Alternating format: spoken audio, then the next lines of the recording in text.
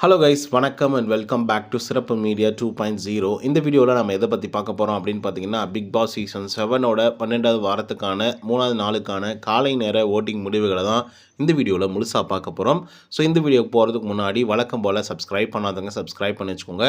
பக்கத்தில் ஒரு bell icon இருக்கும், அதையும் ப்ரெஸ் பண்ணி ஹாலில் போட்டுக்கோங்க. அப்போ தான் நாங்கள் அப்டேட் பண்ணுற ஒவ்வொரு வருஷமும் உங்களுக்கு நோட்டிஃபிகேஷனாக வந்து சேரும். அதை தாண்டி இந்த வீடியோக்கு அட்லீஸ்ட் ஒரு 500 லைக்குன்னு எதிர்பார்க்குறோம். ஸோ லைக்கை போடுங்க, வீடியோ பாருங்கள். வாங்க இன்று வீடியோக்குள்ளே வந்து போகலாம்.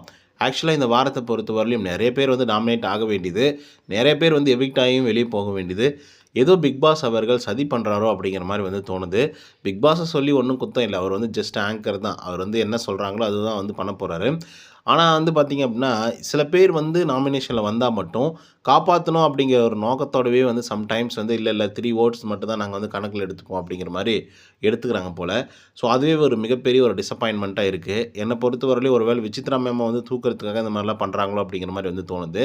ஏன் அப்படிங்கிறத லேட்டராக சொல்கிறேன். இப்போ விசித்ரா வாங்கிய ஓட்டுகளோட எண்ணிக்கை அப்படின்னு பார்த்தீங்கன்னா 1,41,436 ஓட்டுகளாகும். பர்சன்டேஜ் வைஸ் அப்படின்னு சொல்லி பார்க்கும்போது 41.41% வந்து இருந்துகிட்டு இருந்தாங்க நேற்றுக்கு இரவு நேர முடிவின் போது. இப்போ 41.2% வந்து இருந்துகிட்ருக்காங்க விசித்ரா மேம் அவர்கள். ஸோ இவங்களை பொறுத்த வரலையும் பட்டையை கிளப்பிட்டுருக்காங்க ஓட்டிங்கில் அப்படின்னு வந்து சொல்லலாம். பட் இவங்களுக்கு நிகராக வந்து டஃப் கொடுக்கறதுக்கு இன்னொரு பர்சனும் வந்து பார்த்திங்கன்னா இந்த வாரத்தில் வந்து நாமினேட் ஆகியிருக்காங்க. அவங்க தான் வந்து பார்த்திங்கன்னா ரவீனா.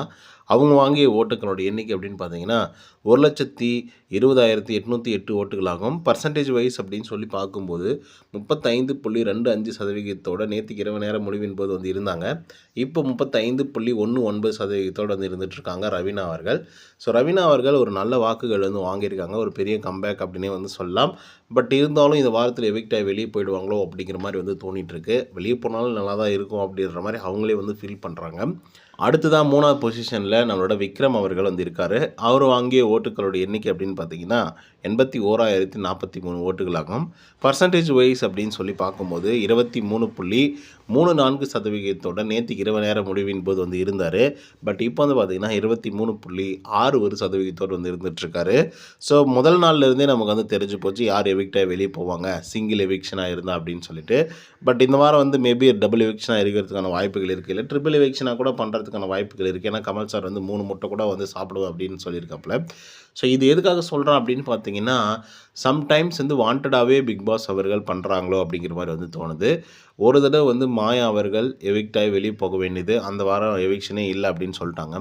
அண்ட் ஜோபிகா ஒரு தடவை நாமினேஷனில் வந்தாங்க ரொம்ப நாள் கழித்து. ஆனால் வந்து ஜோபிகாவை வந்து பார்த்திங்கன்னா சேவ் பண்ணுறதுக்காக அந்த வாரம் வந்து நாமினேஷன் 3 ஓட்டுகள்னு சொல்லிட்டாங்க.